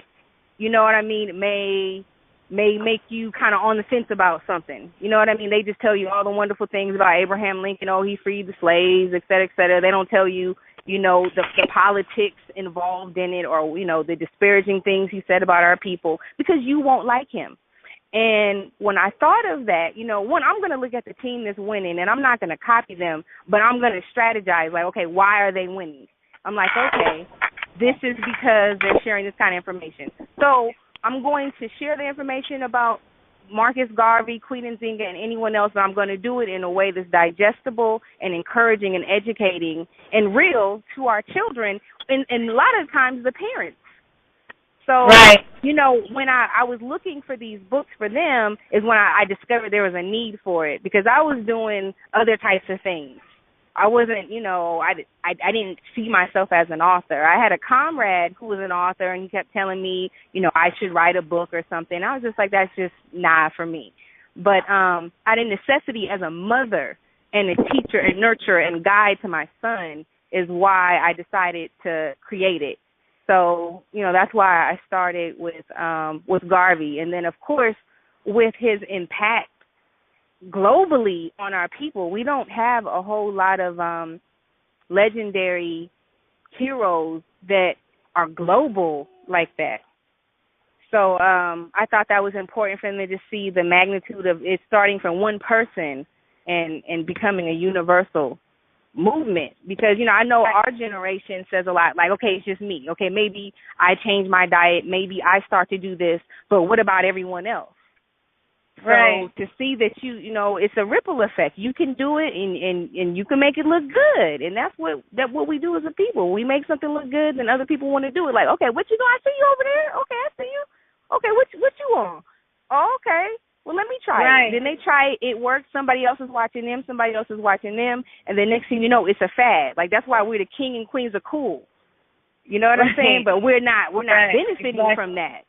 That's actually part of our demise. We're the largest consumers, but, we're investing in our own genocide in that way. So we just got to, make what works for us work for us. So that's why I chose people who I felt had a global plan for our people, like Garvey, like Madam C.J. Walker. And Madam C.J. Walker's story, when I found out that there was just a lot of misconceptions about what she actually did and what she was known for, and the fact that she eventually became a single mother, I definitely felt the connection.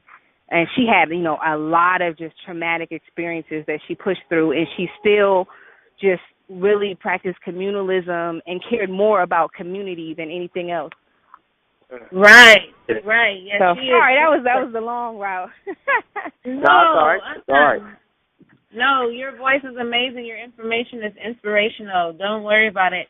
I think that it's profound that you found yourself and your gift to this world through your children, because you're not only teaching your children, but you've made it a commitment to teaching our children. You know, and that's beautiful. That's beautiful that right now I'm looking at a book that you created because of your little boy, and it helps educate my children.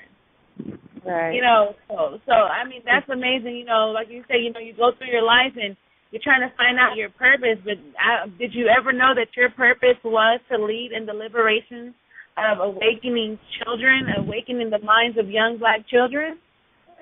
No, not at all. I discovered maybe somewhere in my early 20s that my purpose is a helper. So to help any way that I can. Like right now, my vehicle is through writing, but that vehicle could change to something else next year, next week, and I'm completely open to that. I may have only written books I may ever write, and I might go to songs. I might go to creating garments. I might go to creating weapons. I might be a mother. I might be an extravagant wife and push my husband to do whatever he's supposed to do, and I'd be completely fine with that, and knowing I'm in the position of helping and progress. Like, that's all I'm really concerned with, and I feel my purpose is.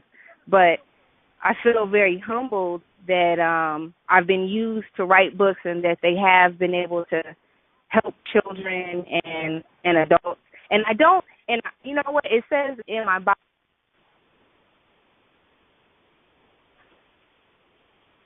You there? Oh, we may have lost her. Amen. Akua? Oh, okay. Well, she probably lost connection, but she'll be back on. And until she gets back on, I just think she's a profound young lady. Today's show has been amazing and very inspiring. I've never, I know we all have children at home, and we're thinking, how do we educate them? And this goddess comes on, and she makes books for her 3-year-old, and next thing you know, she's teaching the rest of the world. But right now, family, we do have a caller with the last 4 digits, 8760. Are you with us? Yes, I'm on here. How are you doing, Brother God? I'm all right. How about y'all? Blacknificent, brother. And before we begin, Goddess Akua is back with us. But go ahead, Brother God. No, I mean, from what I read from the invitation that I got was about whoopings versus beatings or something like that. Say it again. What were you guys? I just got in on the last end of what you guys was talking about. Oh, we were talking about teaching our Black children the truth. Oh, okay. Well, yeah. I do that all the time. I'm a single father. I've been a single father since 2009, and I teach my children all the time. Their knowledge of self, and what's really going on, who we are as a people, who we were before slavery, all of that. And how many children do you have? Biologically, I have 4. What are their age ranges? From 13, 12, 11, and 8. Let me ask you, are they still going to public school also? A homeschool. Wow, what inspired you to make that move to homeschool? What made you decide to take them out of the public school system? Because if you want my take on it, I'm just gonna give you my take on it. I couldn't see myself continuously sending my children to the school of the enemy of my nation. For one, right. For number 2, they're not getting the right. They're not really being equipped with the right type of tools and just guidance. They're not being taught right how to survive. They're not really being taught how to survive and create on their own. You know what I'm saying? They're being taught to be servants to this nation, and they're not learning nothing about who they are. That's one of the biggest things. They're not learning anything about who they are, as a people. So, and then they get taught these lies about, who we were, and they start with slavery with our children. They always start with slavery.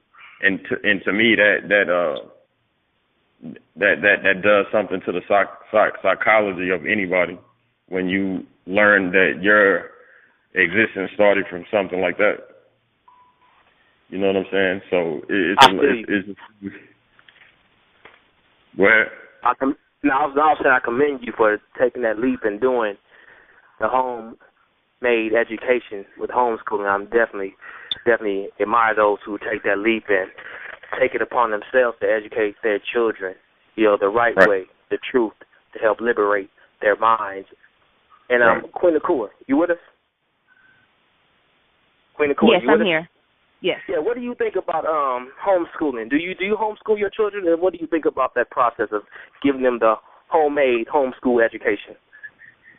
I think it really depends on the parent. Sometimes it depends on the child. I don't think everyone is equipped to homeschool. So I think that collaboration, if anything, are best because we just have different learning styles, the ideas, and in order to run a business, you're not going to be able to necessarily stay home and teach. Yeah. If that's what you do. But the thing is this, like, I feel like there needs, just like the brothers were saying, and I know Dr. Brother Samori, I've known him for many years too, and I feel like we need both. We need people who are in the public school system that are with the business and are teaching the truth or whatnot, but I think that there needs to be positions that are pushed to make it legal to teach the truth, and that's to everybody. Because the thing is, like, our children, they go to the park, whatever, they play with everybody. And it's cool and it's great that your child knows the truth. But everybody needs to know the truth. And everybody can appreciate the truth. Because the thing is, you can have our children walking around feeling like gods and goddesses, kings and queens, but then they're going to go to the park and somebody's going to treat them like a nigga. And they're going to be confused. Like, so wait, what's up?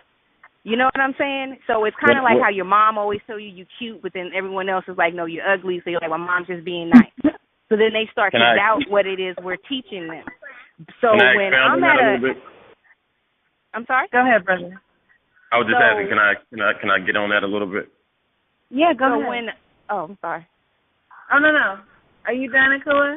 Oh, well, so I was just going to say that if you have a child who's critical, depending, of course, their age, I would say older.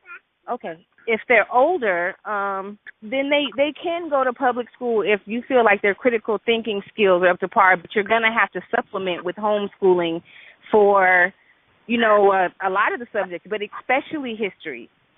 Not only history, but especially history, because they're going to interact with other people, and they need to know how to do that.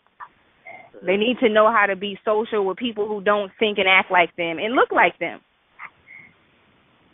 Right. So, I think it should be a combination if possible, but their young, supple ages, they definitely need to be homeschooled. Like my daughter, she's 5, she's definitely homeschooled, because that's when the foundation is set.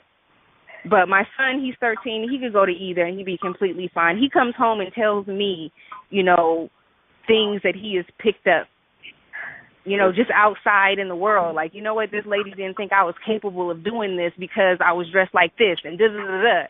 And I just become so impressed about him applying the information he's been given.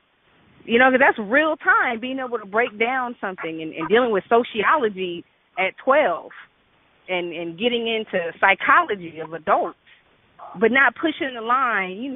I know at my high school we used to have some of the brothers of the Nation of Islam that would be arguing with the teachers, and it would be kind of a big deal. So he doesn't necessarily go there and start debating and whatnot. He just kind of laughs like, damn, it doesn't matter how old you are. They got a lot of people tricked and programmed. Right. So, yeah, but it's, I think anybody homeschooling should definitely read. Anyone who's on my Facebook page or should see any of the video blogs I do. I'm a big fan of Dr. Amos Wilson. I feel like he really just dove and dissected our children's needs like nobody else, and they're really applicable. What we need to say, do, not say, not do, so that we can have some balanced children. And even before that, the kind of people that need to get together to have children and what needs to be on our mind and on our hearts. Just, amazing stuff. So I say if you're going to homeschool, like, do the math on it, do the science on it, and really come with some kind of a plan and curriculum to apply. Don't just think that you're winning because you're keeping them at home, but then, they're way behind, our idea of grade level, not, the Western civilization's idea of grade level, because they are definitely different. Indeed. Brother, are you still on? Yes. I'm listening. All right, you want Did you want to chime in? Yeah, my thing about when you teach them who, the value that they are, the value that they have as people, as being the original people, you just instill that self-esteem into them, and it really doesn't matter how other people try to treat them. Once they know and they feel comfortable with who they are, and you build up their self-esteem like that, it doesn't matter what other children are interacting with and try to treat them otherwise. Right. You teach the children how to put anybody in their place if they're disrespected in any type of that's how I do mine anyway. I teach my children, and right now my boys are ahead of the westernized teaching that they're doing, like especially in math. They're like ahead of their grade right now, because I have my 8-year-old. He's doing cross multiplying. I'm teaching a fraction. So I mean, they're doing better than what they were doing when they were in public school. You see what I'm saying? Indeed. I'm able to take my time and really go over what I need to go over with them, and they get it better because they don't have all those other children in class, and they don't have the distraction and stuff like that. Indeed, right. Brother. Well, thank you for calling in, brother, for your questions and your elaboration, and we definitely look forward to hearing from you. Thank you. Peace, Brother God. Peace. Good job. Well, Sister Goddess Akua, we do have another caller calling in at this moment. 0461, are you with us? I am. Peace, family. I had to chime back in just to make sure I shared a resource with everyone. Sometimes I forget a lot of knowledge and things I've come across. I want to make sure I share with everyone. Yeah. I'm one of my companies that I work with, Financial Education Services. We have a nonprofit called Youth Financial Literacy, where any child from the age of 7 to 17, whether they're in school or not, especially if they are in school, if the teacher or the principal agrees to allow one of our trained consultants to come out, I go out to schools with at least 35 kids that participate. Our company donates $500 to the school. We give the kids pizza party. But what's most important, all of the materials they can access online at home is a book which teaches kids about checking, credit, balance. It starts to introduce them to these things that they are not taught in school. No one teaches you any of this, and when kids get out of high school, they go right into college, getting credit cards and get further into debt. If their parents are not teaching them how to manage their money or how to make money or any of that about credit, they're just really setting themselves up for failure when they want to get out and buy a home or start a business and they have no knowledge of the financial industry. So you can like me on Facebook, Success Goddess Money, and I can send you the information. The direct website is myfes.net/smoney. And we're nationwide, so it doesn't matter where you're located. We can have the books shipped to the school. A teacher can hold the class as well, but the money will be donated to the school. Oh, okay. That's beautiful. And say your contact one more time, sis. You can find me on Facebook. So you can send me an instant message, which is a quick way, Success Goddess, GODIS Money. Or you can reach me on my website, myfes.net/smoney. And you can read about the financial literacy program for kids as well as for adults. Wow, that is profound. Thank you so much for calling in. We have one more caller, family. We have a caller by the 4-digit 6636. Are you with us? Yes, this is Sister Cassandra again. Hi, Goddess. How are you? I'm doing well. Actually, I didn't want to be rude or interrupt anyone, but I had a question actually, and my question. Hello? I'm here. Okay, my question is, how do you approach teaching spirituality as far as a child? Because there are certain things that I know for a fact. Going to public school, they teach, they emphasize Christianity, and there's a lot of contradictions, when I bring my children home and I teach them to meditate and things of that nature, especially even outside of school when it comes to family members. How do you approach that? You are super on point with that question. One of the things even that I notice, whether people know it or not, they're teaching your kids Christianity at school. They teach them to celebrate Christmas. They celebrate Easter. Your kids are singing about, I heard one program a few years back that my kids were singing, and they were singing on December 25th, literally in public school, on December 25th, that's when Jesus was born, and it was a song they were singing. And, we were all taught that they took religion out of school, but that is not the truth. So, that's true. Kind of like with, for me, and I'll let Sister Goddess Akua and God King Grasshop chime in, but for me, I surround my children with spirituality 24 hours a day. I teach metaphysics all day, and I still, do not get me wrong, I still deal with that conflict because they do want to fit in, and this is the problem that we have with sending them to public school, because they do want to fit in. When I tell their teachers I don't want them singing those songs, my children aren't allowed to participate in the music programs, my kids do feel left out, and I know that they feel different because I'm the one parent who's like, they can't do that. But I do try to inform them as much as possible at home. We don't watch TV at home. We do get movies, and there are movies that I can dictate what they watch, but we do not watch TV at home. We do not listen to the radio at home. So you know what I mean. I try to surround them with spirituality as much as possible, and I give them, I continue to meditate with them. And, it's so amazing because my kids, being that they are awakened, and most children, when you're teaching them meditation and all that, they become very conscious. They can tell the difference between themselves and other children. My daughters, knowing their history, will go to school because one of my daughters has locks.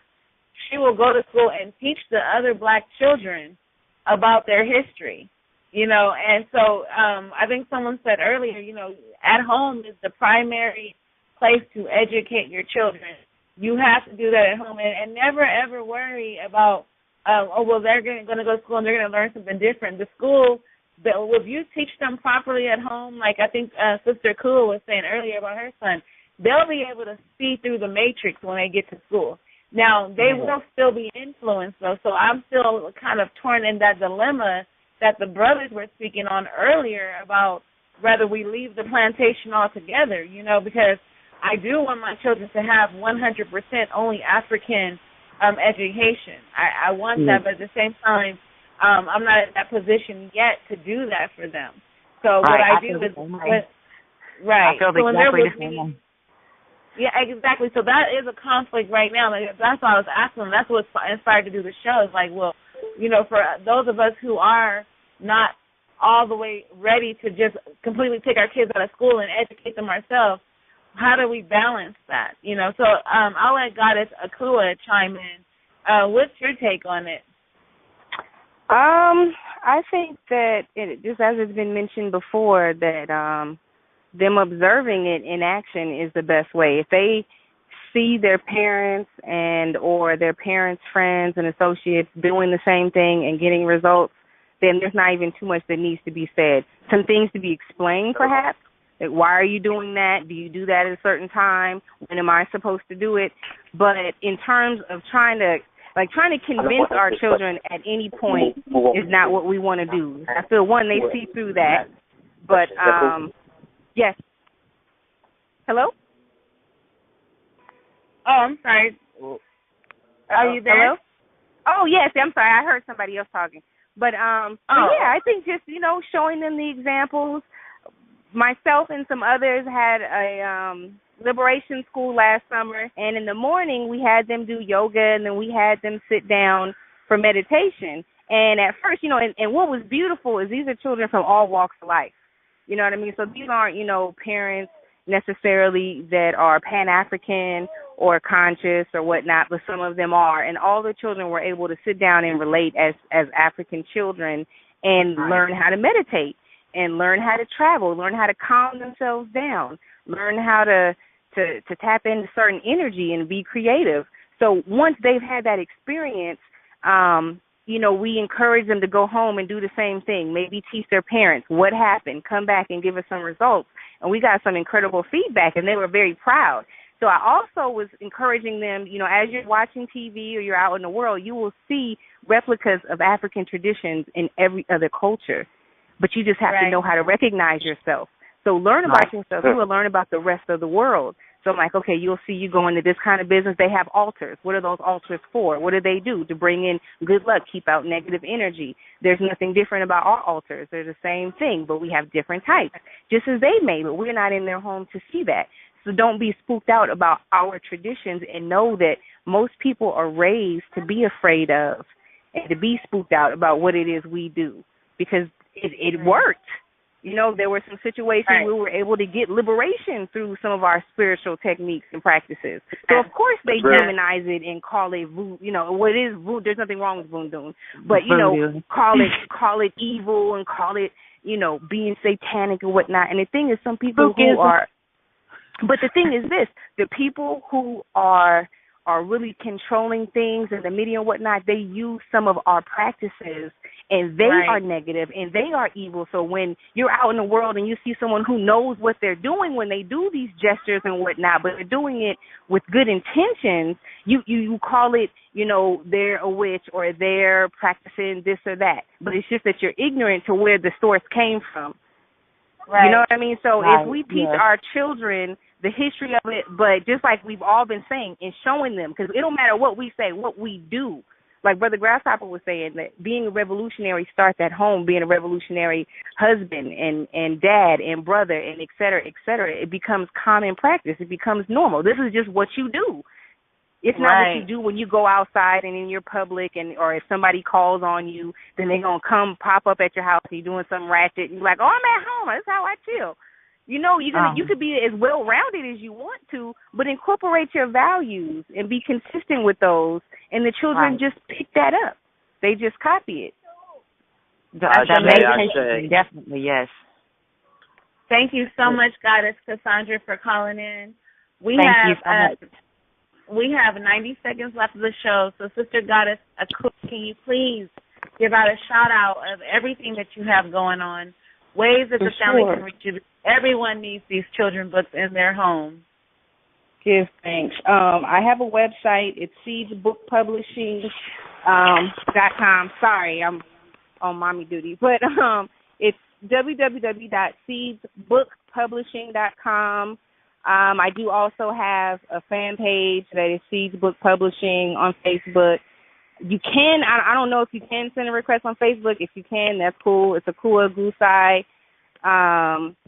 I have another book that will be out shortly called Sanaya's Face. It's a book created by my daughter and myself, and it's dealing with photography, language, and it's a baby book. So it teaches babies different parts of their face using beautiful face, and it's done so in Kiswahili, English, Spanish, French, and Wolof. So be on the lookout for that. And then I have another book called It's All Good Hair, which I'm just over the moon about because the illustrations are off the chain. So look out for that as well. I'm still working on a Mau Mau documentary. The Seeds Center in Senegal, we're still getting donations together. We have to secure a new location. But shipping is the biggest deal. So if anybody knows, and got any kind of hookup on shipping to Senegal, holla at your girl, because that's what we need right now. Thank you very much, Akua. We definitely want to have you back in the near future. Family, it's been a very profound show. I've been enlightened, been educated, entertained, all of it. So this is for the babies. You know, the youth may be 65% of our population, but they are 100% of the future. And the teachers we had on today, they have instilled in the youth that we don't have to be hesitant about them taking the role of leadership, because one thing you must understand, if they're old enough to breathe, they're old enough to lead. We'll see y'all next Saturday. Good job. Ashe.